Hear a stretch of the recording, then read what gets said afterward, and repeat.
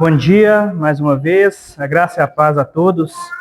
Vamos abrir a palavra de Deus em Romanos capítulo 3, dando sequência à nossa exposição da carta de Romanos. Romanos capítulo 3, nós vamos ler do 21 ao 31, mas vamos meditar hoje do 28 ao 31.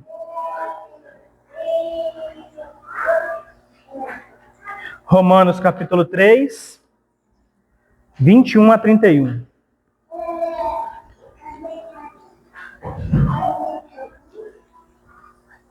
Vamos estar orando e assim que encerrar a oração a gente lê o texto. Santo Deus, graças te damos mais uma vez, Pai, nesse culto, porque o Senhor nos permite que muitas vezes possamos dar graças a Ti. E, Senhor, nós estamos com o coração grato, alegre, feliz de poder estar em Tua casa. E em Tua casa, Senhor, que é a reunião dos crentes, que é a reunião daqueles que confiam no Senhor para a vida e para a morte, eles juntamente desejam o Senhor. Então, Senhor, confiamos em Ti, estamos alegres porque desejamos a Ti e que estamos recebendo do Senhor o Senhor.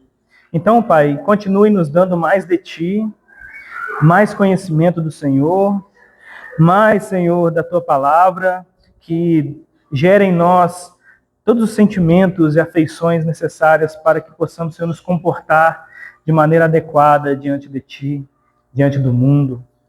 Senhor, como bom perfume de Cristo. Ó Pai, então imploramos, Senhor, que a fidelidade à Tua palavra seja plena aqui, Pai. Então, eu imploro a Ti que o Seu Santo Espírito me ajude. E isso eu imploro em nome de Jesus. Amém. Vamos ler Romanos 3, de 21 a 31. Diz assim a palavra de Deus: Mas agora, sem lei, se manifestou a justiça de Deus, testemunhada pela lei e pelos profetas. Justiça de Deus mediante a fé em Jesus Cristo para todos e sobre todos os que creem, porque não há distinção. Pois todos pecaram e carecem da glória de Deus, sendo justificados gratuitamente por sua graça, mediante a redenção que há em Cristo Jesus, a quem Deus propôs no seu sangue como propiciação mediante a fé, para manifestar a sua justiça, por ter Deus, na sua tolerância, deixado impunes os pecados anteriormente cometidos, tendo em vista a manifestação da sua justiça no tempo presente, para ele mesmo, ser justo e justificador daquele que tem fé em Jesus. Onde, pois, a jactância, de todo foi excluída. Por que lei? Das obras? Não, pelo contrário, pela lei da fé. Concluímos, pois, que o homem é justificado pela fé, independentemente das obras da lei. É porventura Deus somente dos judeus? Não. O é também dos gentios? Sim, também dos gentios. Visto que Deus é um só, o qual justificará por fé o circunciso e mediante fé o incircunciso. Anulamos, pois, a lei pela fé? Não, de maneira nenhuma. Antes, confirmamos a lei. Está aí a palavra de Deus. No último sermão, dentro do texto, nós abordamos até o 27, e nós abrangimos o tema da justificação pela fé, abordando como que ela é substitutiva, ou seja, como que nós somos justificados pela substituição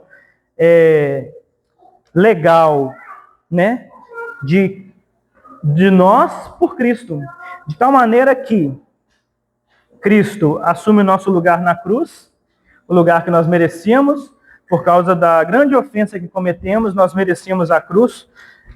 Como ser humano só consegue, que é o símbolo máximo, né, só conseguiu, naquele momento, né, dos romanos, ele só conseguiu produzir a cruz como símbolo máximo de punição para um criminoso no qual a sociedade julgava ser o pior tipo de categoria, então Cristo sofreu a condenação para o pior tipo de categoria de criminoso que se poderia ter naquele tempo presente no qual Deus determinou desde a fundação do mundo. Então Cristo assume a categoria de pior criminoso possível que existe. Porque essa é a nossa categoria, né? Merecíamos a cruz. Então, assumindo essa categoria criminal, recebendo a punição, essa punição é aplicada em Cristo, nos substituindo lá. Mas não somente isso, nós vimos também, de maneira mais rápida, que então a vida perfeita de Cristo também nos é aplicada. Nós vamos tratar melhor da vida perfeita de Cristo mais para frente, né? Vai ser melhor tratado. Por enquanto nós tratamos da punição justa, né? Porque legalmente nós não poderíamos deixar Deus como injusto. Deus não pode simplesmente falar assim: eu perdoo, tchau e obrigado. Né? Não é assim que funciona. Há necessidade real de ação real, punição real e substituição real. E dentro disso nós percebemos então que ele não se torna injusto ao nos perdoar. Ele se torna justo e justificador ao mesmo tempo. Porque, como um juiz, ele não deixou de punir o crime, mas assumiu em si mesmo a punição devida pelo crime.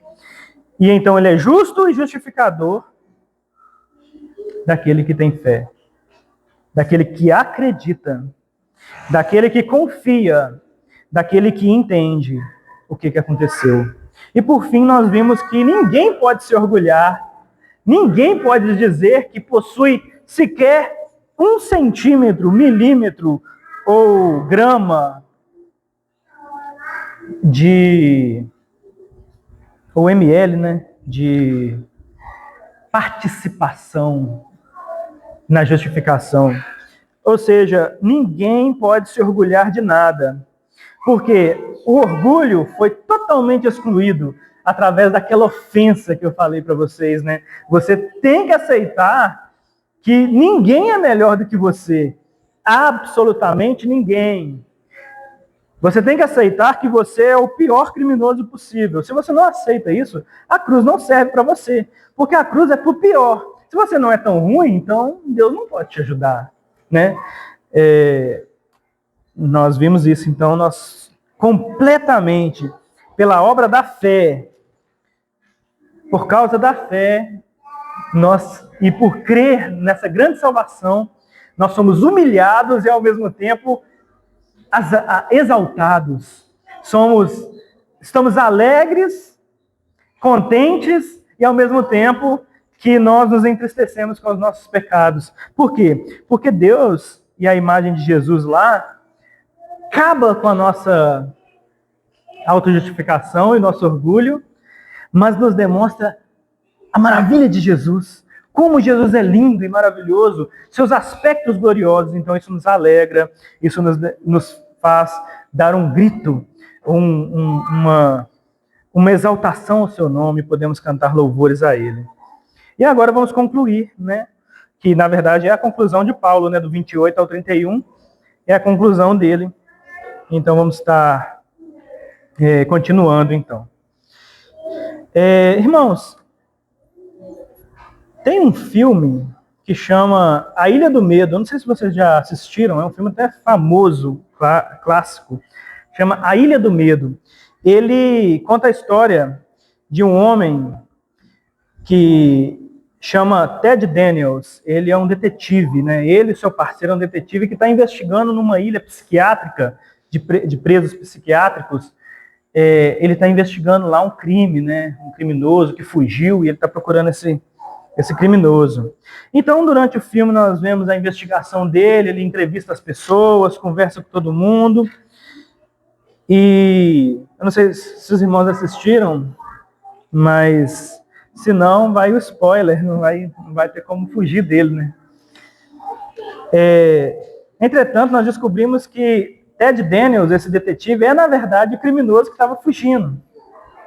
Ele é o criminoso lá que ele estava procurando. Ou seja, o tempo todo, esse detetive estava procurando ele mesmo.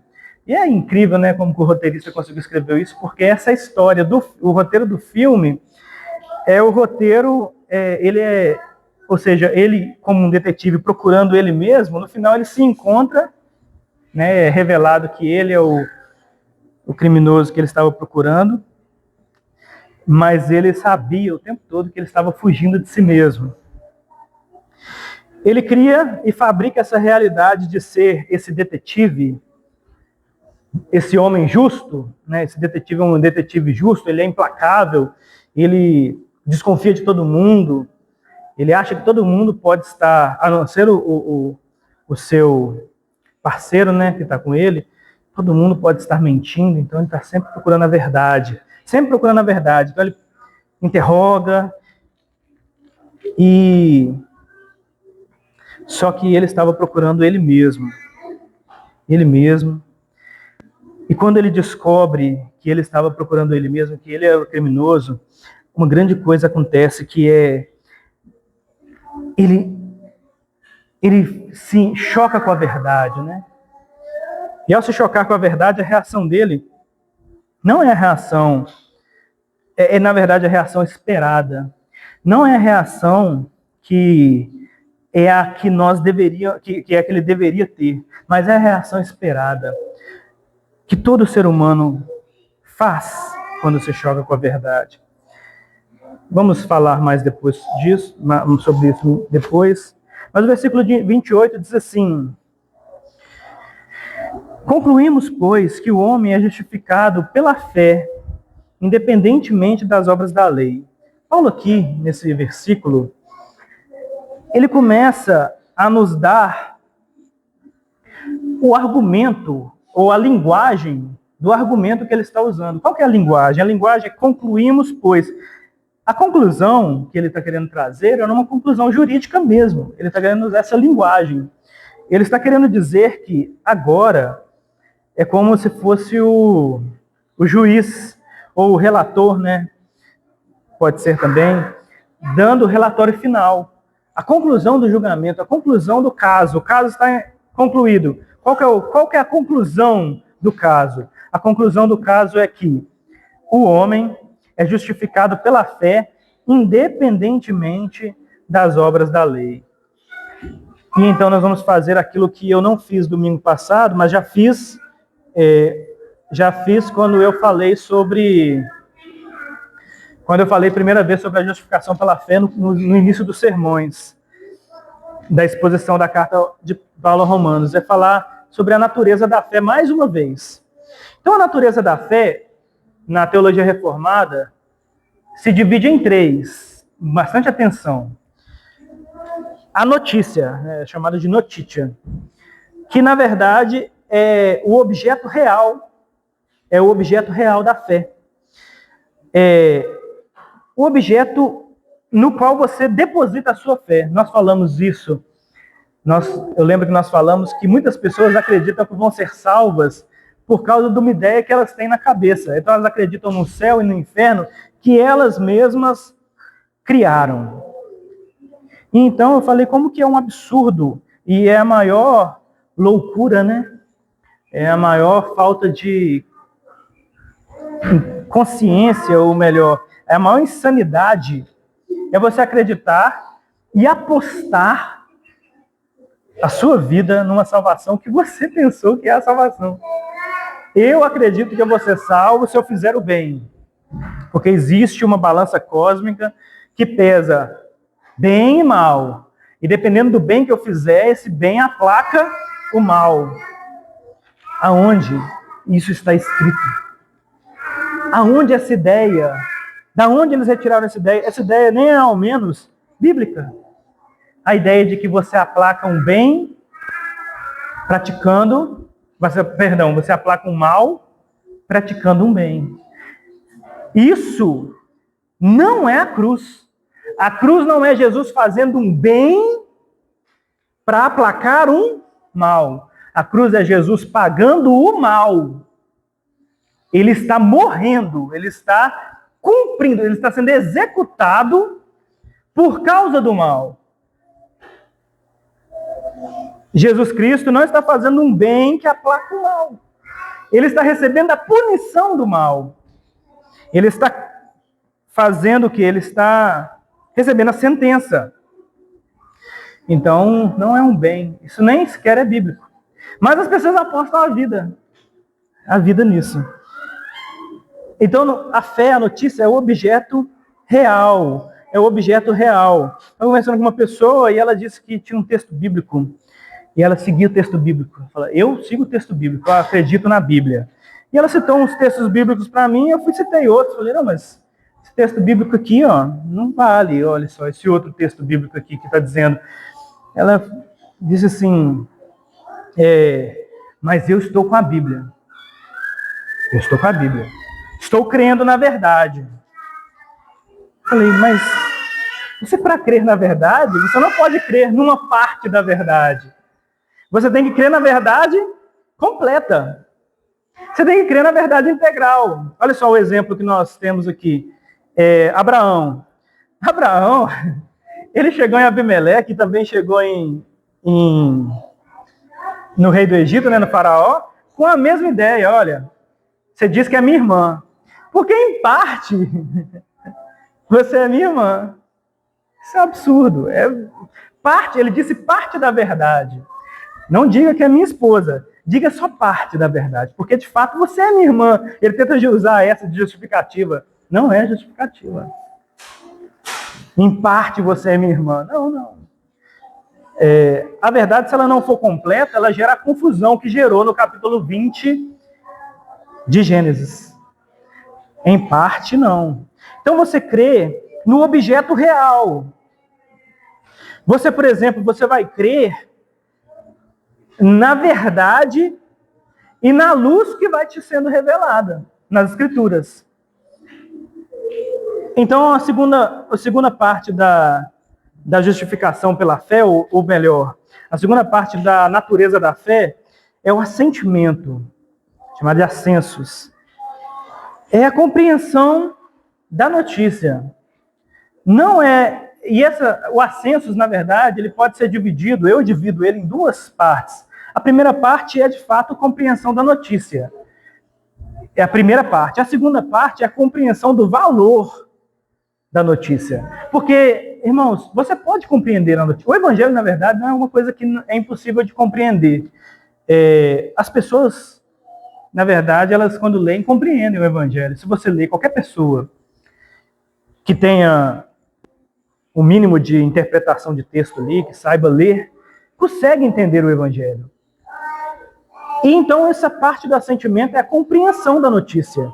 Qual que é a notícia? A notícia é, nós merecíamos a morte pela cruz, mas o mas de Deus chegou e ele tomou o nosso lugar. E então somos salvos a partir do feito de outro, que é o Cristo, nosso Senhor. Então, você compreende essa notícia. Ela é facilmente compreensível.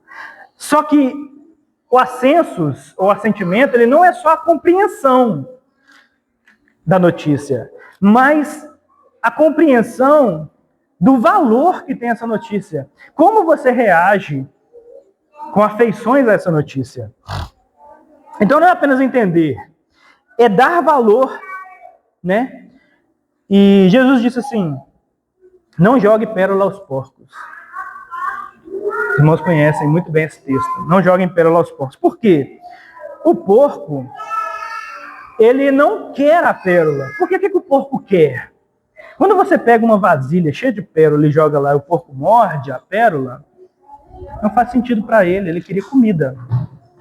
E como você jogou uma coisa que não é aquilo que ele interessava ou que lhe era interessante, aquilo ele rejeita, ele empurra para o lado, pérolas preciosas ele empurra para o lado, mas se você jogar lavagem, o que ele vai fazer? Ele vai ficar muito feliz. Ele vai se esbaldar lá, vai comer a lavagem e vai ficar feliz. Ou seja, não é que o porco, e aí nós usando uma alegoria de Cristo, não é que o porco não entende o que é pérola. Ele sabe o que é uma pérola. Para ele, a pérola é o quê? Algo inútil. Ela só é inútil. O melhor é a lavagem. Então ele fica com raiva. Ele não gosta. Ele não vê a beleza e a utilidade para ele. A utilidade para ele é nada. Então, o assentimento real gera aquilo que é a fidúcia. Ou seja, quando você chega no final, que é o último conceito do assentimento, ao entender o valor real, você quer obedecer. Você compreende a preciosidade da verdade. Então vem a fidúcia, que é confiança. E eu chamo de aposta. E é agora que nós vamos começar aqui. A aposta. Vocês já sabem a notícia. Nós já falamos sobre a notícia, o Evangelho. Vocês conhecem a notícia. Vocês já têm um assentimento por ela. Vocês amam o Evangelho. Senão vocês não estariam aqui hoje ouvindo o sermão a respeito do Evangelho. Agora é a hora da aposta. Você, todo mundo aqui já teve já tem mais ou menos essa ideia, mesmo que não tenha filhos, mas se você tem filho e seu filho fica doente, uma doença que você não consegue entender. Então alguém diz para você, toma esse remédio aqui, esse remédio é bom. Mas é uma pessoa que você não confia muito, né? Ela fala, não, esse remédio é bom, toma esse chá ou esse remédio. Aí você fala assim, não vou dar. Esse remédio ou esse chá eu não vou dar para o meu filho. Por quê? Ele está doente, ele pode morrer. E eu não sei se esse remédio funciona. Eu não sei se ele funciona. Então o que eu faço? Não dou o remédio, porque eu acho que talvez esse remédio possa fazer mais mal do que bem ao meu filho. Então o que você faz? Você vai no médico, que entenda da área, o médico da área, o mais renomado, o melhor médico possível, e ele te fala, não pode dar, dá aquele chá, dá aquele remédio que seu filho vai melhorar. Aí, aquilo que você tinha, o sentimento que você tinha para com o remédio muda. A princípio você tinha uma rejeição, você não daria porque você não entendia o remédio, não conhecia o remédio. Alguém te falou, mas você mesmo não sabia se o efeito era o efeito que você queria, que era a melhora do seu filho. Mas quando vem alguém que entende, alguém da área, alguém que você pode confiar, e te diz, dê esse remédio, há uma mudança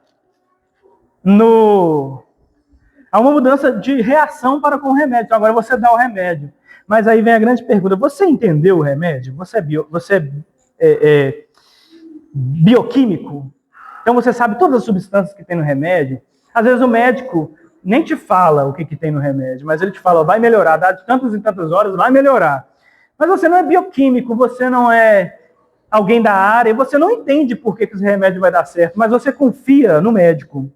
E por confiar no médico, você antes que apostava contra o remédio, agora você aposta no remédio. Não porque você entendeu o remédio completamente, mas porque você confia. Você acredita. A autoridade diz que o remédio salva, então você dá. Você está confiando não somente no remédio em si. Você está confiando no médico.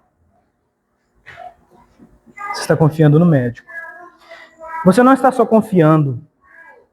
Você está apostando a vida do seu filho, da sua filha, do seu cônjuge, do seu pai, da sua mãe. Você está apostando a vida num tratamento. Porque você confia no médico. Não é porque você confia no remédio. E aí que o meu exemplo ele fica pouco.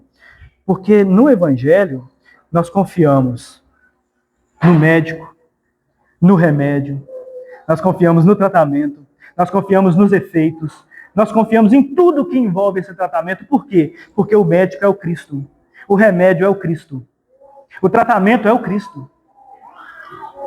Você está amplamente baseado num conhecimento no qual todas as coisas, todas as capacidades,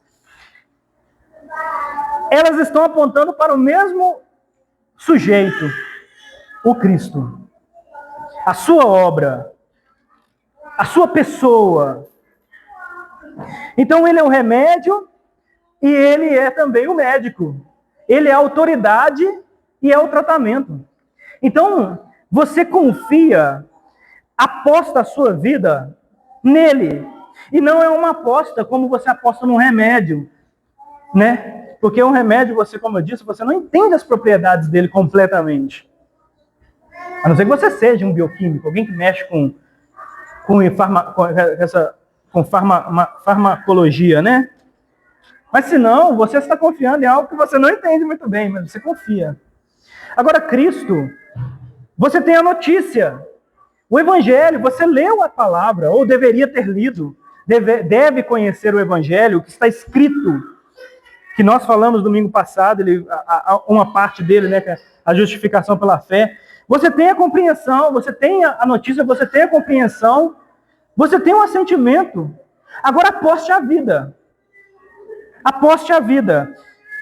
Então Paulo vai dizer, usando o seu silogismo, concluímos, pois, que o homem é justificado pela fé independentemente das obras da lei. A conclusão lógica, ou a aposta lógica que você deve fazer é, se a justificação é um presente de graça, o pagamento, versículo 24, né, essa justificação é um presente. Vamos ler, versículo 24. Sendo justificados gratuitamente por sua graça mediante a redenção que há em Cristo Jesus. É um presente, gratuito. O pagamento foi feito por outro, versículo 25, a quem Deus propôs o seu sangue como propiciação mediante a fé para manifestar a sua justiça. Então, Cristo, como o pagamento feito por ele. E o esforço humano torna-se uma variável irrelevante. Completamente irrelevante. Ou seja, dentro do aspecto, Paulo está dizendo que a justificação pela fé, ela funciona independentemente das obras da lei. A lei não ajuda a fé. A lei, ela não... perdão, é a lei, né? Isso de fato. A lei, ela não pode ajudar na justificação. A lei, ela tem uma função, mas ela não justifica. De todas as funções que ela possui, as quais nós usamos aqui hoje como motivo para arrependimento, que é ler a lei, observar a lei, perceber o pecado através da lei, ele não justifica. O que justifica é a fé, como nós confiamos, como nós cantamos. Nós cantamos aqui o Salmo, que diz que o que confia no Senhor, misericórdia tem. Mas o que confia no Senhor, misericórdia tem. Aquele que aposta a vida, aquele que ao orar, ao interceder, pedir perdão pelos seus pecados e confia que você foi perdoado, você pode apostar a vida, porque a misericórdia tem. Então, a lei, ela não pode te justificar. A conclusão lógica é aposte a sua vida, não na lei. Aposte a sua vida na justificação pela fé. Aposte a sua vida, não seria na justificação pela fé em si, porque seria a fé pela fé, né? Seria, aposte a sua vida no Cristo. E então você será justificado, porque você teve a fé, você fez a aposta final, entendeu a notícia, assentiu a notícia e apostou na notícia. Tentar ajudar Deus é um erro de categoria. A boa obra, ela é um erro de categoria quando se ela é feita para a justificação. A boa obra pertence a uma outra categoria que nós vamos tratar depois. Terá que ser tratada à parte. Boas obras são tratadas à parte de justificação pela fé. E nós vamos ter momento para tratar ela, e Paulo vai tratar ela. Então, a justiça, ela é forense. Ela é declaratória. Ela é conclusiva. Ela é final. Ela não é subjetiva, ela é objetiva. A justificação de Deus é objetiva.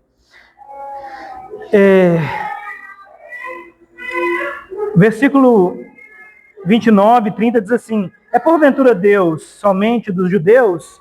não o é também dos gentios? Sim, também dos gentios. Visto que Deus é um só, o qual justificará por fé o circunciso e mediante a fé o incircunciso. Aqui Paulo está usando o argumento do monoteísmo como um argumento muito bom.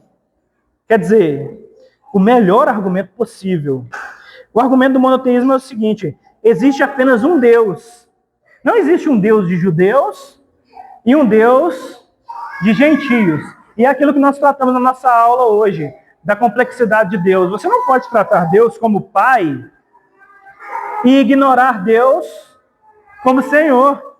Você não pode tratar Deus como aquele que te serve à salvação, como ele foi, e ignorar ele como o Rei soberano. Você não pode tratar Deus como um cordeiro e se esquecer de que ele é o leão. Não há como você fazer isso. Se você faz isso, você dividiu Deus em duas categorias, as quais se tornam dois deuses. E essas categorias são tão opostas que no reino animal diz que nós temos o exemplo que Jesus é o cordeiro, mas ele também é o leão. Agora, se você divide as categorias, o que faz um leão quando se aproxima de um cordeiro? Um aniquila o outro.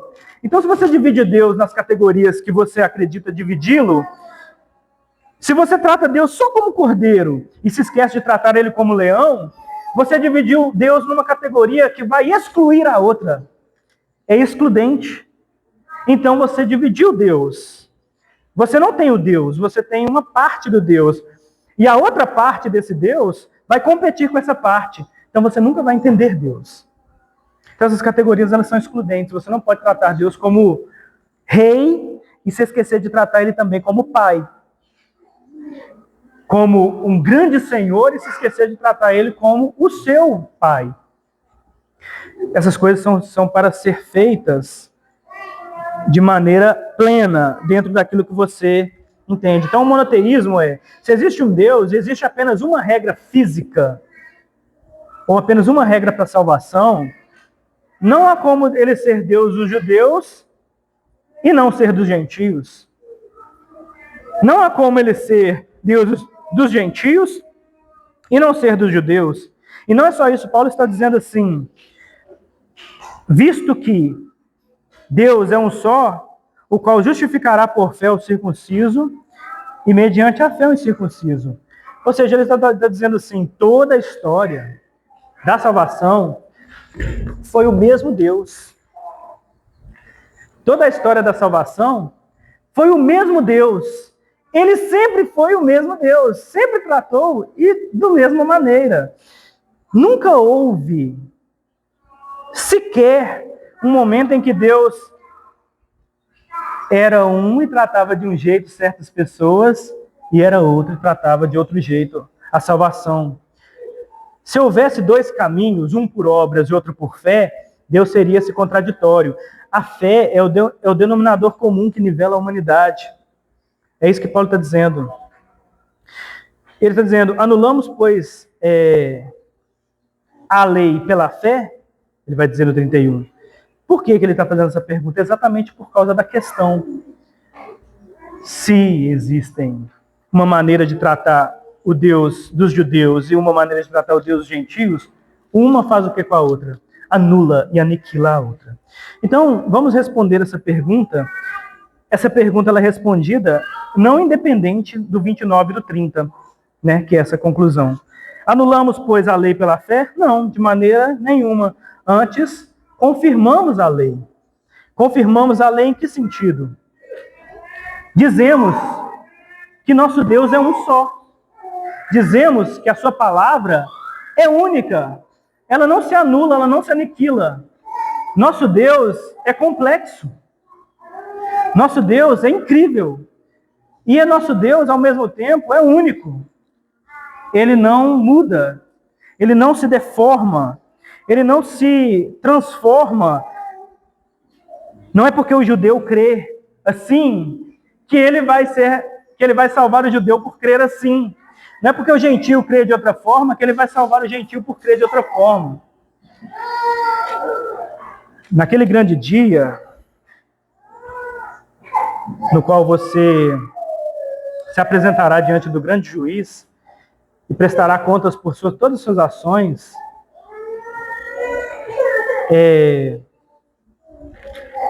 o que você creu que não estava condizente com as Escrituras não fará diferença nenhuma.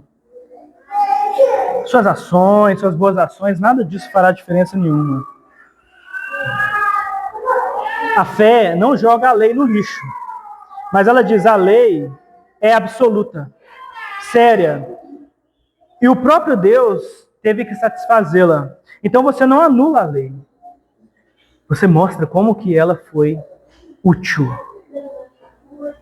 Nós confirmamos a lei. E por último, como que nós confirmamos a lei? Essa é uma das aplicações, tá, irmãos? Antes da nossa conclusão. Todas as vezes que você confessa seu pecado, você confirma a lei. Você diz: a lei é boa. A lei é agradável. A lei é o padrão. Todas as vezes que você confessa seu pecado, todas as vezes que você contempla a cruz, você está dizendo: eu acredito na lei. Ela é boa. Ela é necessária. Mas ao mesmo tempo você está dizendo assim: eu não receberei ela aplicada a mim. A condenação que vem com ela não será aplicada. E não porque Deus vai te perdoar daquela maneira que eu disse, assim: te perdoo, tá beleza, pode ir embora. Como que Deus vai te perdoar? Deus irá te perdoar dizendo: tetelestai, está cumprida, foi cumprida no Cristo. Houve o pagamento. Deus não pode perdoar sem o pagamento, ele anularia a lei. A cruz confirma a lei. É a sentença, é a execução no substituto. Então no filme, como eu disse, no desfecho do filme, nós vemos uma tentativa do Andrew, que é o homem por trás da personagem Ted, né? Ele é confrontado pela verdade. Os médicos confrontam ele e dizem assim: olha, você não é esse detetive, você, Andrew, o homem que você está investigando o seu sumiço é você. E então ele acorda, sim. Ele acorda e vê que é ele, mas no final, o detetive que era amigo dele, que era também um dos médicos, que era o médico dele, que fingia ser o detetive parceiro dele, vira para ele e diz assim: olha, fala com ele, Ted, né, que é o nome do detetive, né, que ele estava interpretando, que ele achava que era. Ted, e aí, o que você acha? Alguma coisa tipo assim. Ele vira e fala assim, ele no personagem ainda, ele mostra: eu ainda sou o Ted.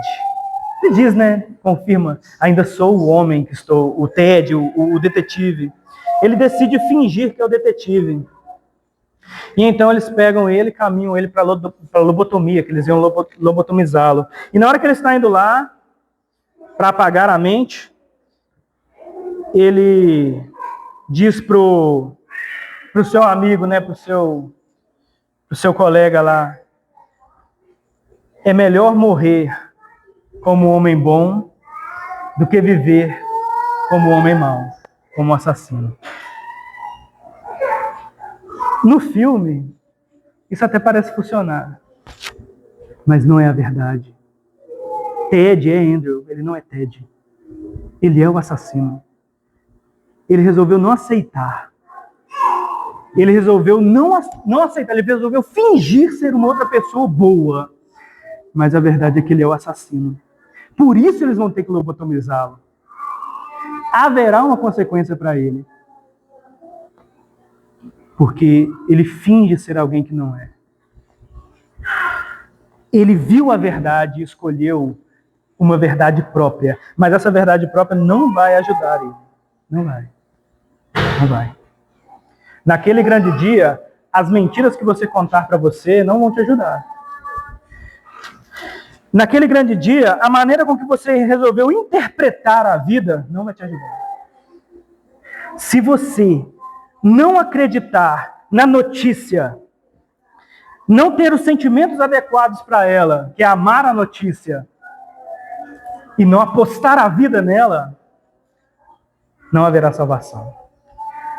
O final é a aposta. Então, irmãos, você aposta a sua vida. Vamos abrir a Bíblia para nós concluirmos, lá em João 1, 1 João 1, 9. Nós vamos aplicar esse texto, 1 João 1, 9.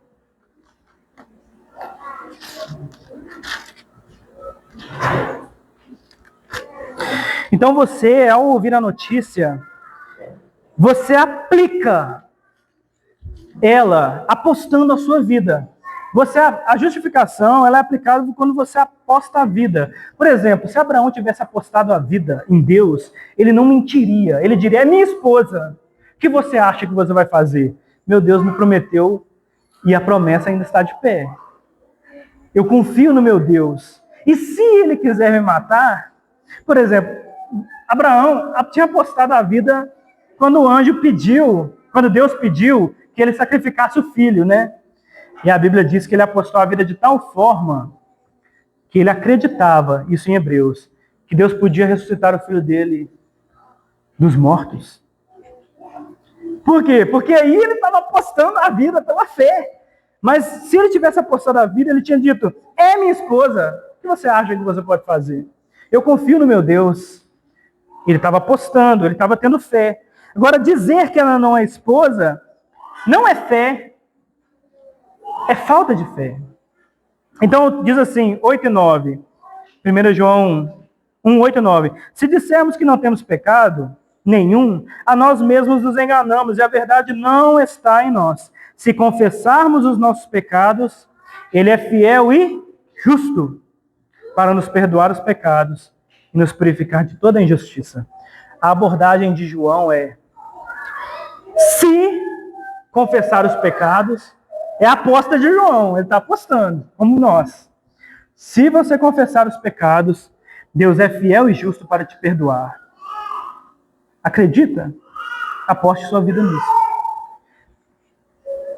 Então, irmãos, primeira aplicação. Segunda, né? Não confie em você.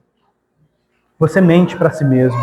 Ou seja, quando você confessar os seus pecados, jamais acredite que você não foi perdoado. Se você confessa seus pecados confiando em Cristo, você muitas vezes vai mentir para você, porque você não vai se sentir perdoado. Você vai continuar dizendo, nossa, eu confessei meus pecados, mas meu pecado foi tão ruim, tão mal, que eu acho que acho que Deus não pode me perdoar. Isso é mentira. Isso não é a fé. Isso é a ausência da fé. A fé diz, se confessar os seus pecados, ele é fiel e justo para perdoar os pecados. Aposte sua vida nisso. Apesar de você não se sentir perdoado. Apesar de você se sentir que ainda é mal, que ainda é pecador. O seu sentimento não pode dizer nada a respeito da verdade. Porque a fé é a notícia. E a notícia diz, se confessar, é perdoado. Então, ao ver a notícia, ao assentir a notícia, aposte. Deve haver a confiança. Então, se sua alma, se a ansiedade te ocupar e vier te dizer alguma coisa, diga como Davi. Por que está abatido a minha alma? Por que se perturbas dentro de mim? Espera, confie, aposte em Deus. Confie em Deus. Ele diz para si, por que minha alma está abatida? Não faz sentido. Eu deveria esperar em Deus. Então, irmãos, crianças, nós somos mentirosos. E o versículo 10 de 1 João diz, se dissermos que não temos cometido pecado, fazemos-lo mentiroso, e a sua palavra não está em nós. Se dissermos que não fomos perdoados, fazemos Deus também mentiroso. E a palavra dele não está em nós. Aposte sua vida, não no que você sente, mas na palavra. Confie nela. E por último, para fecharmos, a salvação é um caráter jurídico imutável de Deus. Faz parte de quem Deus é. Não das nossas oscilações emocionais ou aquilo que nós achamos. A promessa de Deus, a lógica do perdão é: Deus é fiel. A promessa que ele fez é fiel. E ele é justo, porque ele não pode cobrar a dívida duas vezes. Se Cristo foi punido pelo seu pecado e a justificação foi aplicada a você, a justiça de Deus, então, impede você de ser punido novamente por esse pecado. A salvação é um caráter jurídico e imutável, que reflete um caráter de um Deus imutável. Então, ao confiar que você é salvo pela fé em Cristo, na obra de Cristo, você está confiando no caráter de Deus. Você está confiando e acreditando em quem Deus é. E não quem Ele é no Novo Testamento, em quem Ele sempre foi. E você finalmente está tendo contato com Deus real, que existe. Só pela salvação, pela fé. Somente pela justificação pela fé, você tem contato com Deus real. Qualquer outro tipo de justificação é um Deus falso. Porque a justificação é o caráter de Deus. E o caráter de Deus é quem Deus é. Se Deus bateu o martelo como juiz, aposte a sua vida. Aposte a sua vida. Vamos ficar de pé e vamos orar, para nós encerrarmos. Apostem em suas vidas. É a última parte da fé. Aposte. Aposte até a morte. Se preciso for morrer, faça essa aposta. Eu quero ver o que tem do outro lado, pela fé em Cristo. Pode apostar. Ó Deus, nós te louvamos por mais esse momento e queremos te agradecer por podermos compartilhar da tua palavra. Ó Pai, sabemos que a fé é um dom que vem do Senhor. Todas essas aplicações só podem ser possíveis se o Senhor, através do seu Santo Espírito, aplicar em nós. Então, confiar e apostar a vida na fé, apostar a vida, Senhor, na justificação pela fé, apostar a vida no Cristo e no seu sacrifício, só pode vir se o Senhor operar essa obra em nós. Porque nós só podemos operar essa obra quando o Senhor a opera, porque é o Senhor quem opera em nós o querer e o realizar. Por isso, Senhor, nessa oração eu imploro que, para mim e para todos os meus irmãos aqui, adultos e crianças, bebês também, que o Senhor opere a tua salvação em nós e nos faça operá-la. Nos dê a capacidade de operá-la, porque o Senhor operará em nós a tua salvação. Nos dê a fé necessária, nos dê o conhecimento necessário, nos dê a confiança necessária para apostar a vida. Para que nós possamos, Senhor, te glorificar. E naquele grande dia não vamos ser jamais constrangidos. Nós não vamos chegar lá naquele grande dia e ser enganados. O Senhor não engana ninguém. O Senhor é verdadeiro. Então nós acreditamos no Senhor e confiamos em Ti. E imploramos o cuidado do Senhor, qual confiamos, acreditando que o Senhor cuidará de nós. Em nome de Jesus, amém.